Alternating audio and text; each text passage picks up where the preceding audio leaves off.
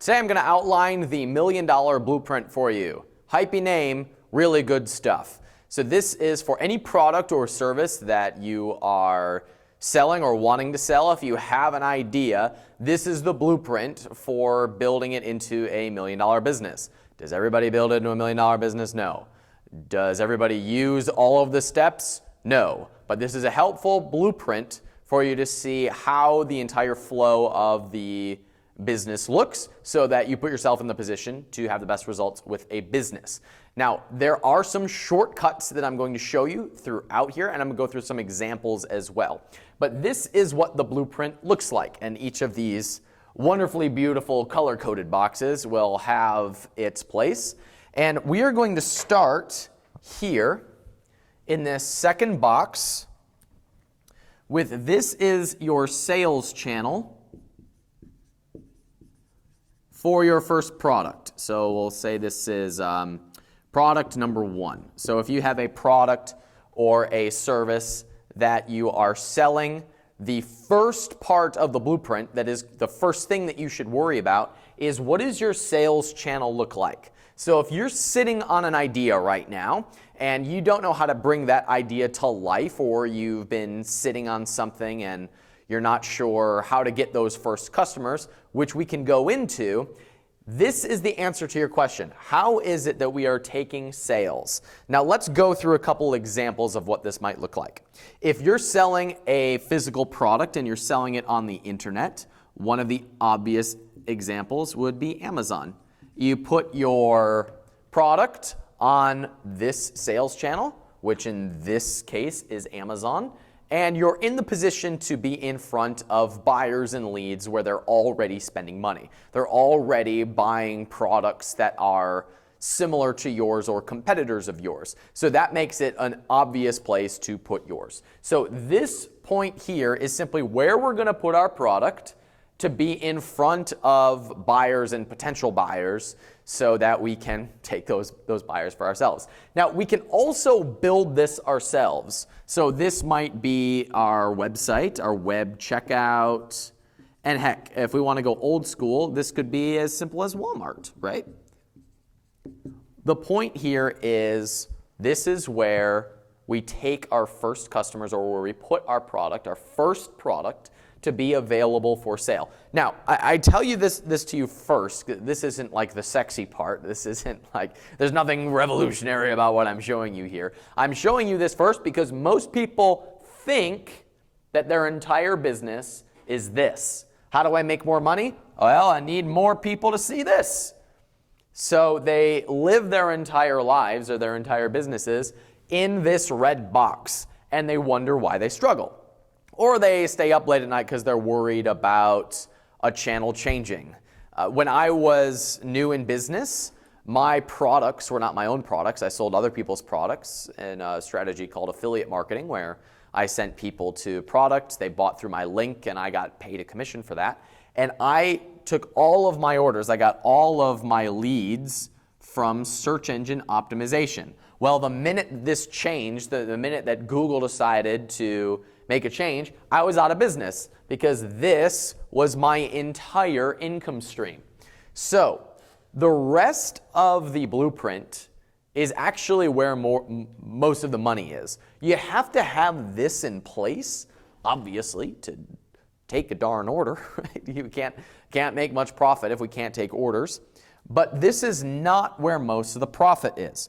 Most of the profit comes from the rest of the blueprint. I want to make sure I match my purples here. There we go. So this next piece is your customer follow-up process. Now, what do I mean by this? I mean, once somebody orders, what the heck are we going to do next? Now, this can be as simple as upsells, meaning right when they buy something, they're going to see an offer for something else. This could be simply consultation calls, where someone buys something, they get a follow-up call, and now they're going to get a consultation to see where they might be a fit for something else. This could be as simple as email follow-ups. What is our correspondence with the customer once they have already purchased something? The reason for this entire piece is because we want to lead the customer, actually a selection of customers, hopefully about 20%, 20% of them to our highest end upsell or our highest end service or product. We'll go into this a little bit deeper here in a second. But I want you to see this flow to start. Because again, not to beat any dead horses here, I love horses just as much as anybody else, but most people stop the conversation here. They live on new sales, or hopefully new sales, and the real money is in developing rabid customers who have fallen in love with the message or the mission of your business, or your products or your services. And then they want to go deeper into the conversation by getting involved in your highest end service. What's the highest ticket thing that you can sell? My recommendation, no matter what it is that you're selling, is that your highest end is at least $1,000. I've seen some people go as high as $100,000 at this piece, especially when we're talking about investment advice or we're talking about taxes or attorneys or some sort of corporate consultation. This can be 6 figures depending on the client. Now, our price points for this will change obviously according to whatever it is we're selling. I know plenty of people who this initial product is $10,000, and then there's follow-up to get them into $100,000. I have friends that follow that model, and that is a perfectly fine model. Let's go to this blue, the top end here of the blueprint, and then we'll go through some examples. Your top end is your branding and promotion.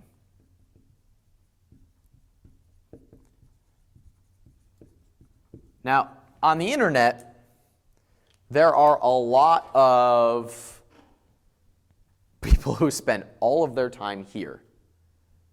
And they wonder why they don't see the results or the success that they want. I don't know why I keep capping my pen and then removing the cap. You'll have to bear with my nervous energy. So over here, this would be things like blogging. YouTube videos like I'm doing right now. I'm doing a YouTube video because I'm hoping that you'll come over to our website, freedomfastlane.com, end up signing up for one of our trainings or courses, come through our follow-up sequence, and end up joining our highest masterminds or even being an equity partner with some of the incubation services that we do. So I'm doing branding right now by doing this video. If you do any social media, or if you have some sort of like a commercial or advertising, this is even lead acquisition. So all your branding and your promotion is at the top end of this funnel. Now, some people think that they're business owners because they blog. I got into a conversation once with a friend of mine who teaches people how to podcast, which is awesome. And we were having a friendly debate once if people who podcast are business owners. And I made the argument that if they stop here, that if they're just podcasters and that's all they ever do, that no, they're not entrepreneurs. They're not entrepreneurs until they take an order here. Now they have a business. If you don't have that, then you're just good at branding and promotion, which is great. It's a cool skill to have. But if you stop this here and it never leads to orders and then customer follow-up and some sort of a high-end service, you might have an income stream, but calling it a business is a little bit generous. So let's go through how this applies to you. If you've just got an idea and you're saying, I've got this idea, how do I get it out to the world? How do I turn this into a business? Your idea, the thing that people are going to end up paying for, is here. So if I were to give you an exercise to do, we'd simply draw these boxes again. Actually, let's just do this. Let's say you would enter your product or your service here. Let me get out of your way. And say, okay, how do you plan to take orders? Where are your orders going to be available? Question number 1, where's the thing available for purchase? If you don't know the answer to this, question number 1 is simply this. How are we going to take orders? Number 2 becomes, how will we connect with our customers? In what way? Are we going to call them? Are we going to email them? How do we develop and nurture a relationship with them? What conversation do we want to be having with them? And eventually, what are we going to sell them here? The final question becomes, how are we going to get this out to the world? And that is where we are looking at advertising, and we're looking at our distribution platform. So the reason why this is the $1 million blueprint is because most of the money gets made here. Most of the exposure is at the top. When they come together, that's when you're well positioned to have a $1 million business. Very few people, now some people have done this, but very few people will build a successful $1 million business focusing on 1 or 2 of these boxes. It's when you put all 4 of them together into a flow that all of a sudden you have a business that starts to compound.